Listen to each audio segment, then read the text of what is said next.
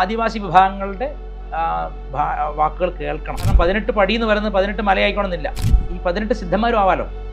മുളയ്ക്കകത്ത് കാട്ടുതേൻ ശേഖരിച്ച് അവരുടെ കിരാതമൂർത്തിക്ക് കൊടുക്കുന്ന ഒരു ചടങ്ങൊക്കെ ഉണ്ട്. അപ്പോൾ ഏത് മൂർത്തിയാണ് അതിനകത്ത് ഉണ്ടായിരുന്നുള്ളത് നമ്മൾ ഇനിയും ആദിവാസി വിഭാഗങ്ങളുടെ വാക്കുകൾ കേൾക്കണം. അവരെ ആരും കേൾക്കുന്നില്ല, അത് തെറ്റാണ്. അവരെ കേട്ടിട്ട് വേണം നമ്മൾ തീരുമാനം. അല്ലാതെ ഇവിടെ കുറേ സന്യാസിമാരും കുറേ പേര് ഇരുന്ന് പറഞ്ഞുകൊണ്ടെന്നാൽ ശരിയാവില്ല. അവിടെ പോയിട്ട് ആ വിഭാഗങ്ങളോട് സംസാരിക്കണം. ഇപ്പോഴും എക്സിസ്റ്റ് ചെയ്യുന്ന വിഭാഗങ്ങൾ അവർ ഇത് ശിവൻ തന്നെയാണെന്നാണ്, ശിവൻ്റെ കിരാതഭാവം. ശൈവ സിദ്ധ സമ്പ്രദായമായിട്ട് ബന്ധമുണ്ടായിരിക്കും, ഉണ്ടാവാൻ സാധ്യത കൂടുതലാണ്. കാരണം 18 പടി എന്ന് പറയുന്നത് 18 മലയായിക്കണമെന്നില്ല. കാരണം 18 മലയ്ക്കും പൂജ ചെയ്യുന്നുണ്ട്.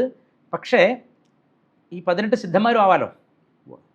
അഗത്യർ, ചട്ടൈമാമുനി, ഗോരക്കർ, അച്യേന്ദ്രനാഥൻ എന്ന് തുടങ്ങിയിട്ടുള്ള ഗോരഖനാഥനാണ് ഈ ഗോരഖ് എന്ന് പറയുന്നത്. അപ്പോൾ അതും അയ്യപ്പൻ ശരിക്കും സിദ്ധ പുരുഷനാണ്. കാരണം അയ്യപ്പനിലാണത്. അത് പണ്ട് കാലത്ത് സിദ്ധപരമ്പര ആയിക്കണമെന്നില്ല. അയ്യപ്പൻ എന്ന സിദ്ധൻ അവിടെ വന്ന് സിദ്ധി കൂടിയതുകൊണ്ടാണ് ആ പടി പൂജയും മറ്റൊക്കെ വരാൻ കാരണം. കാരണം മുരുകനാണ് സിദ്ധസംഘത്തിൻ്റെ നായകൻ.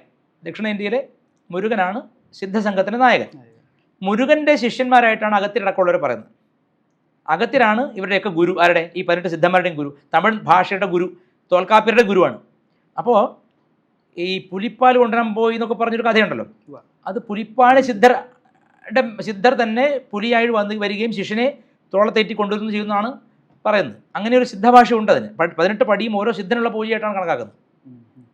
കാരണം തൊട്ട് വന്ദിച്ച് മാത്രം നമ്മൾ കയറുന്നത്. ഒരു പടിയിൽ അങ്ങനെയല്ല നമ്മൾ കയറുക, തൊട്ട് വന്ദിച്ചാണ് കയറുന്നത്. അപ്പം അങ്ങനെ ഒരു ഭാഷയുണ്ട് അവിടെ. പക്ഷെ അതിനും അയ്യപ്പനോളമേ പഴക്കമുള്ളൂ. അയ്യപ്പന് പിന്നോട്ടുള്ള കാലത്ത് അങ്ങനെയല്ല. അവിടെ ഈ മുളയ്ക്കകത്ത് കാട്ടുതേൻ ശേഖരിച്ച് അവരുടെ കിരാതമൂർത്തിക്ക് കൊടുക്കുന്ന ഒരു ചടങ്ങൊക്കെ ഉണ്ടായിരുന്നു പണ്ട്. ഇപ്പോൾ അതൊന്നും ഇല്ല, അതൊക്കെ നിർത്തലാക്കപ്പെട്ടു. അത് ഞാൻ പറഞ്ഞു, കാലം ഓരോന്നിനെ സൃഷ്ടിച്ചു വിടും. ആചാരങ്ങളെയും വ്യക്തികളെയും കലകളെയും നമ്മുടെ പെർസ്പെക്റ്റീവ് ഓഫ് ദ വേൾഡ്, ലോകത്തെപ്പറ്റിയുള്ള നമ്മുടെ കാഴ്ചപ്പാടിനൊക്കെ രൂപപ്പെടുന്നത് കാലമാണ്.